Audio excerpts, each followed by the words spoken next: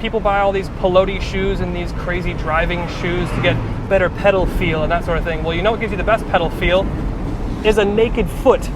Welcome to Downshift, my name is Matt, and this is the newest iteration of what could be considered one of the most iconic cars in the game. This is the 2023 Mazda Miata MX-5 in club trim with the RF body style. And while it may not seem like there could be that much packed into this small little package, there's a lot of cool stuff going on. So today we're taking a tour of all the coolest stuff going on, and then we're gonna hit the road and go for a drive without our shoes. First, we're going to start under the hood. Now, remember the Corolla Cross that we did a review on and how the underside and all the removable panels were a matte finish while the body was gloss? Well, same here under the hood of the MX-5.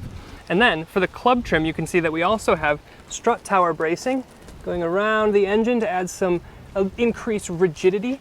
And then, as typical, we've got our 2-liter naturally aspirated 4-cylinder here. It makes 181 horsepower and 151 pound-feet of torque. Not huge numbers, but definitely plenty for something of this size. And if you care about this sort of thing, this is rated for 29 mpg, but I've actually been getting in the low 30s, and it's not like I've been super gentle on this thing all week. And then we've come around the back because there's something weird going on. Now, most cars have something like this. You've got a shark fin antenna for radio and all sorts of communication stuff, but this one also has a Springyboi.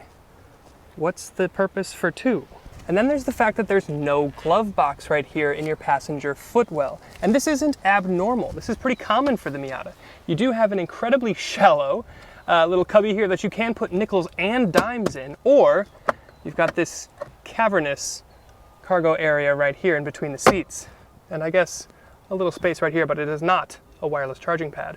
And then we're around back again, talking about this bit here. In the middle of your rear fascia, in the middle of your rear bumper, you have your reverse camera, just kind of sitting out here. Now, of course, this being an MX-5, you're probably not going to drive it in the winter or in salty conditions, so it'll probably stay fairly clean. But it is just kind of out there in the middle of the bumper. And the resolution from the screen, it's pretty good. And now one of my favorite things, the wheel and tire package that you have here.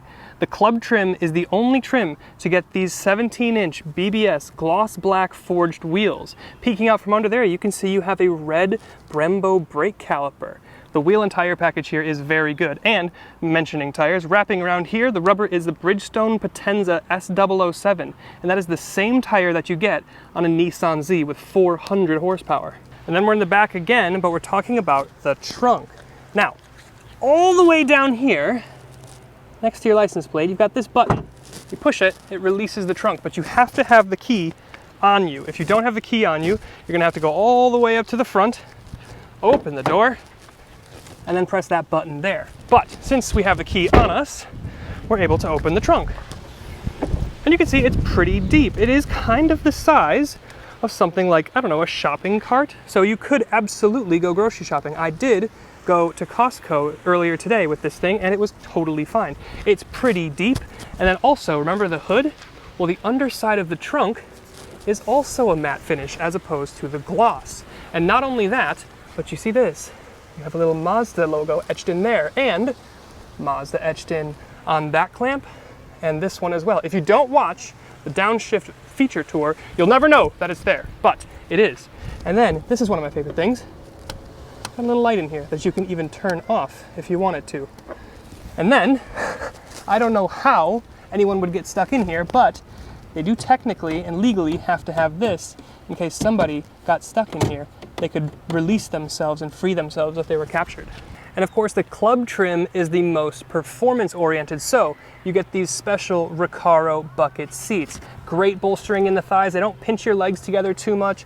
Also really good bolstering around the mid, and then opens up for us broad lads in the shoulders. But nice, Recaro with the gray piping, white stitching. They are completely manual adjustment for all of it, but you still get Bose speakers in the headrest. Even at highway speeds, I could have phone conversations, and they're still heated. So pretty cool and really comfy, nice seats. They do hold heat though, being black in this 90-degree weather. And now we're venturing into the head unit. You do have wireless Apple CarPlay, which is fantastic, and it's touchscreen, but the thing that I want to show you is in the native UI. So if I hit home,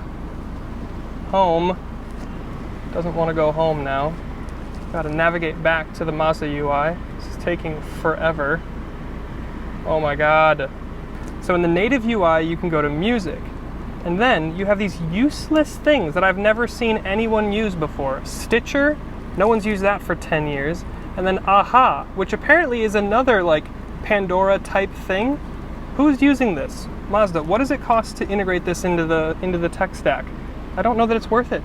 And then I want to address the size. When everyone thinks of Miata, they think, oh, well, I'd never fit in that. Well, me, I am 6'1", pretty much on the dot, and I can wear those Melin hats that I wear all the time with a little bit of a peaked crown, and I can still fit in here with the roof up, absolutely no problem. And that's something I can't even say for a Kia EV6. I was hitting the nub of my hat, the top of my hat, on the roof in that thing, but I can fit in the Miata. Although if you're 6'2", maybe you won't have as much luck. And then I just want to take a minute to appreciate the look here because I think it's worth talking about. Now, again, this is one of my favorite things about these Mazdas is the soul red metallic paint. I mean, I gotta come around here because it's just amazing. I hope this is coming through on camera because it just looks fantastic, especially as the sun starts to come down when it's not that midday harsh stuff. It looks fantastic. But up in the front, the Miata's always been the smiley boy, but now it's more sexy. This is more of a seductive smile, more like a come hither rather than a hello, I'm happy to be here. But very nice, more angular headlights with a tiny little running light at the inside, and then you've got LED lower fogs, or these are running lights as well. But around the side, whoop, I almost forgot to talk about the front splitter that comes with the club and performance package. We did talk about the wheels and tires, the Brembos, and the BBS. Very, very nice. Then you've got black side skirt specific to this trim as well. Black wing mirror. Of course, this is the RF body style, so you do get the hard top. But when it's away, you get this little wind deflector in the rear. Very nice. And look at this rear hip. It is fairly aggressive. It's kind of bulged out. And then you do have this black lip spoiler integrated into the back. And then you've got a black diffuser or just kind of rear bumper accent, but then this is the only thing I'll ding it on. The NC had an exhaust port here and here. This is dual on the right-hand side for the ND, and I just think it would look a little bit more aggressive with one on each side. But like I mentioned, this is the RF body style, so the hard top. So the hard top actually lives in here, and then it comes up over here. So we'll get inside, and we're gonna count it down. So we're gonna start the car. Okay, and then we're going to initiate roof on. 1, 2, 3, 4, 5, 6, 7, 8, 9, 10, 11, 12, 13, 14, 15. About 15 seconds, and I was probably counting a bit faster. Another nice thing to note is these windows, they're not auto up for either side, but they are automatic down for both sides.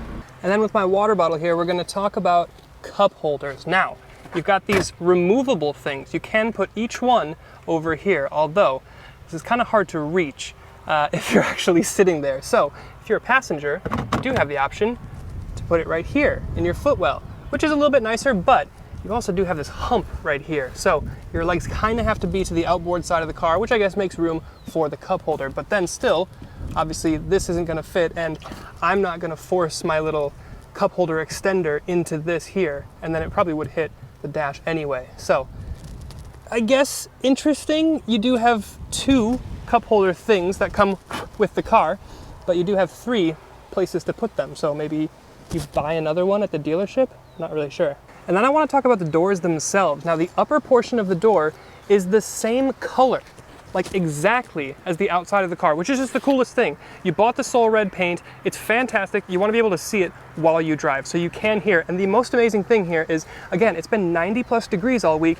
I can put my arm here, even after it's been in a parking lot for an hour, and it doesn't scald me. It is a plastic, but it somehow doesn't get that hot, which is just amazing. Now, I don't know how the black is gonna be, but this Soul Red has done a very good job. But the door card itself got that contrasted stitching like we see in the Recaros, and then we've got this faux carbon fiber that I have on my CX-5. I don't know who it's fooling, but I guess it's kind of nice. Tiny little thing if you have cigarettes or whatever. But then there's this. You've got this like rubber damper, again, to make the thunk feel a little bit more solid. So I think Sofyan would love this car. And then there's the screen itself, and we'll just touch on it briefly. It's a 7-inch screen, and like I mentioned before, it's touchscreen in Apple CarPlay, and it is wireless Apple CarPlay, which is very nice. And then the native Mazda UI uses the more typical iDrive style wheel. But yeah, it's pretty nice. It works well. I do wish it was a bit brighter when I have sunglasses on and the top down. It is sometimes more difficult to see if I'm using it for navigation. But I guess I could take it off of dark mode on my phone to have the white background in Google Maps. Now, a couple things with the brakes. You do have a manual handbrake here. You'll love to see it. But this also has the City Smart, whatever they call it, brake. But essentially what it does is it keeps the car from rolling back on you when you take your foot off the brake if you're just learning to drive stick and you're a little bit uncomfortable, or if you're learning to drive stick, God help you, in San Francisco. Now, this car is all about manual control and tactile feel, and that goes for the transmission. You've got manual controls for your climate controls. You've got manual controls for your seat and adjustments. You don't have automatic headlights, manual headlights. And the same thing for your windshield wipers. No auto, no rain sensing here, all manual. And lastly, I want to talk about price. Now, the RF body style for the Miata comes in at about $35,750. It comes in 2 trims. You can either get the Grand Touring trim or the Club trim, which is what we have here. The Club starts at about $39,000, and as tested, we're at about $40,000, including destination. Now, $40,000 is, now again, you're gonna laugh when I say this, but where the Nissan Z is supposed to start. Now, once you actually get to the dealership and can find one and then you actually pay for one, you're probably not paying that, but it's where it's supposed to start. So this gets a bit expensive. And then when you consider that the GR86 starts at about $34,000, yeah, you're paying a little bit of money for this, but it looks fantastic and it's a lot of fun to drive. So let's get the key and go for a drive. Miata speed. There we go. Okay, we're coming into this left-hander. We're gonna get on the brakes hard. Heel and toe into third. Into second, let the clutch out nice. Tip in, easy on power. And we get a little bit sideways. That is the beauty of this car. This straight portion is not where this car shines. But that corner right there, and we'll have more coming up here, that is where this car shines. This car is a reminder that I live in one of the worst places to drive in the country. It is all straight roads, and this car is so at home in a corner. You get grip, a little bit of understeer on corner entry, and then as you play with the throttle, make sure your traction's off. As you play with the throttle, that's when you really start to be able to play with getting that tail out. Make sure you're in the right gear. You don't have a lot of power, 181 horsepower, 151 pound-feet of torque. So if you're in a gear too high, it's gonna be really hard to unsettle the car or to get it to step out a bit. The Bridgestone S001s or S007s, they do want to grip. So this is, again, the Club, so it's more interested in being a sporty car. And then as I'm coming into this S bit here, I'm reminded again that this does not have rev matching on downshift like you get in something like a Civic Type R or an Elantra N, or some of the more aggressive performance options. So this and the GR86 do not get rev matching, which to me is okay. I guess I can kind of work on my heel and toe and that sort of thing, and it does challenge you a little bit more as a driver. But there are some instances, like when I'm really at the limit on track, if I were to track my Club, which obviously you can, then I might want to have an auto rev matching feature just to even save my clutch a bit. Good rev, good power. There's not really any sense revving it all the way out because there's not really much power up there, but it is just fun. And that's the fun part about this car. It's just fun. It can take itself easy. It can take itself not so seriously, but it still has the tires, the brakes, the wheels, all the stuff that we talked about. You do have KPC or kinematic posture control, so there's magic working in the diff. So when you're in a corner, it's almost pulling the rear end of the car down on that inside to keep you from rolling and tipping over. So it is pretty nice. The chassis is definitely balanced. And that's really what you want from this car. It doesn't have that Miata flop that it has had in the past. It is a more disciplined and more serious chassis, but it doesn't lose that fun kind of floaty Miata personality. It doesn't lose its sense of levity.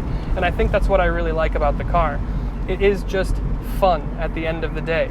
If you're taking it too seriously, you're gonna have a bad time. If you're trying to win drag races, you're gonna have a bad time. But if you are just going out and trying to find some place that you can work on your driving and enjoy a couple corners, you're gonna have a great time. And that's what the car's always been about. So I really like this. Now, some of the stuff that is maybe less specific limit handling stuff is the fact that me at 6'1", windows up, it is a 91-degree day. I do have my air conditioning kind of going here, and I can kind of feel it toward my legs here. But at 6'1", if I have my hat off, the top bit of my head, not my forehead, but the top bit of my hair does kind of get ruffled. And then after a while, after like 10, 15, 20 minutes on the highway, my head starts to feel numb on the top. I don't know, maybe that's just me. But that's just something I noticed. But no, the ride and the damping here is really nice, and I think that's one of the nicer things about this from a daily perspective versus something like an 86 or a BRZ is it does feel a lot nicer and more solid. It feels more expensive, it feels more luxury, and that's the Mazda stuff that you're getting, right?